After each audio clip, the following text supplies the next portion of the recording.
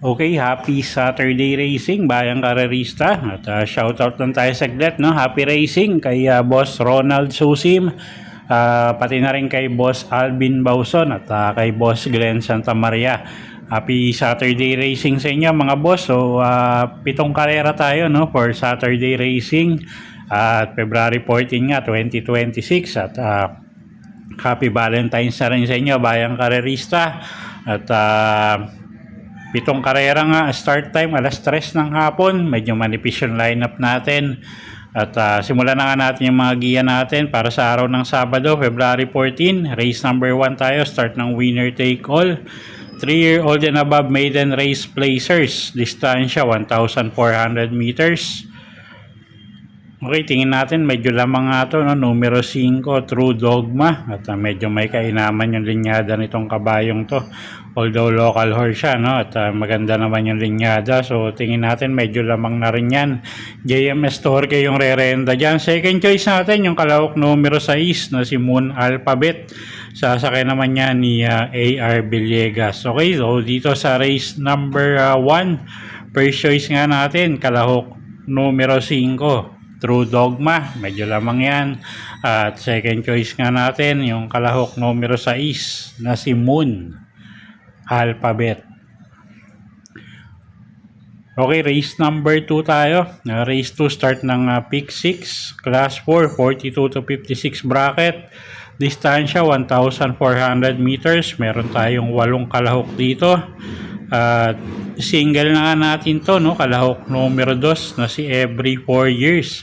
Jeff Sarate yung re-renda dyan. At tingin natin medyo magaang yung laban niya ngayon. At alam naman natin yung mga kinakalaban nito, talagang mga stakes runner. So tingin natin medyo lamang to, single na to, kalahok numero 2, Every 4 Years, isang matuling kalahok.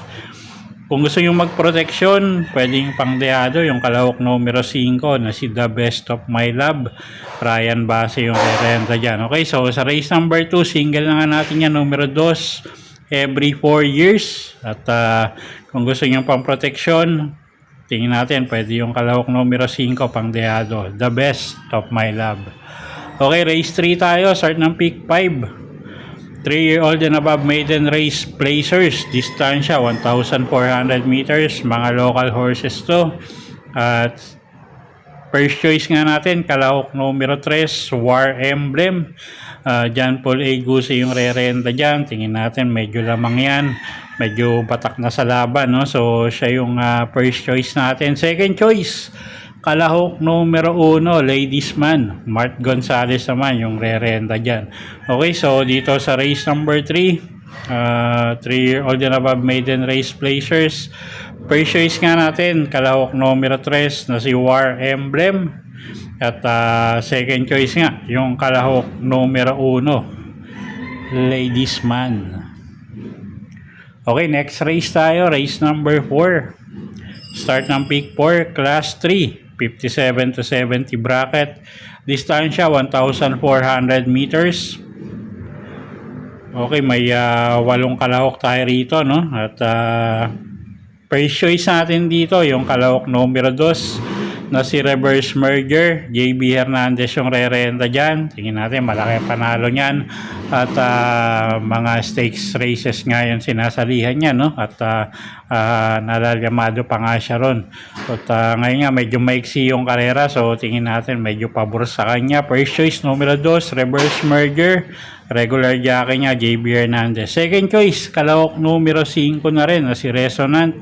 Sasakay naman niya ni Jeff Sarate. Siya na rin yung tingin natin pwedeng magbigay ng laban. Okay, so sa race 4, first choice numero 2, Reverse Merger. Second choice, kalahok numero 5, Resonant.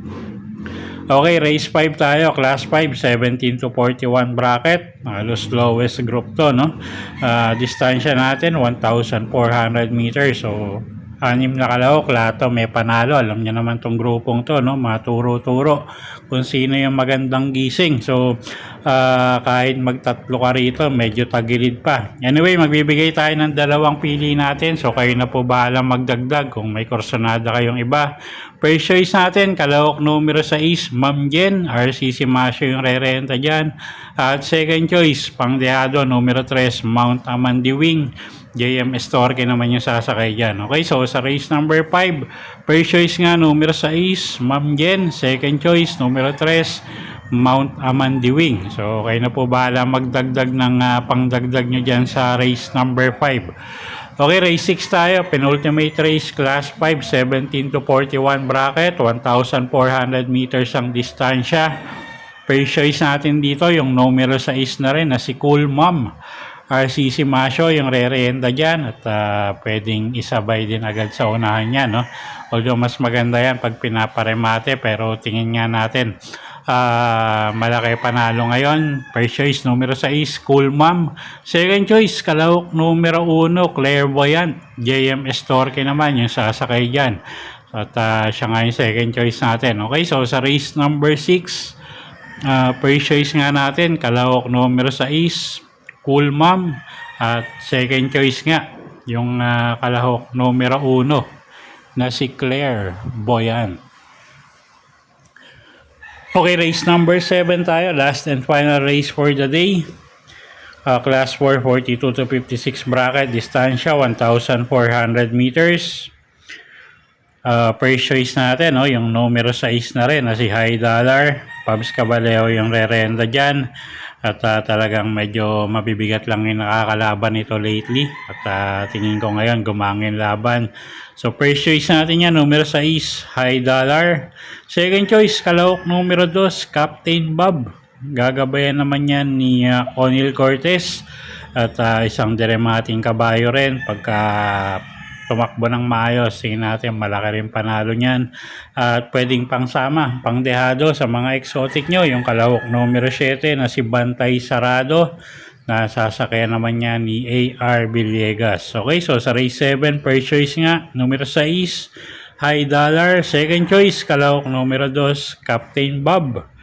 At third choice nga natin, pwedeng pangsama, pangdehado, kalahok numero 7, Bantay Sarado. Okay, so yun po yung mga giya natin para sa araw ng Sabado, February 14, 2026. Sana po'y makatulong sa pagpili nyo ng mga tatayaang kabayo. Hinulit ko po, kayo pa rin po masusunod kung saan nyo itataya yung pinagpaguran yung pera. Good luck po at happy Saturday racing at happy Valentine's Day na rin po, bayang karerista.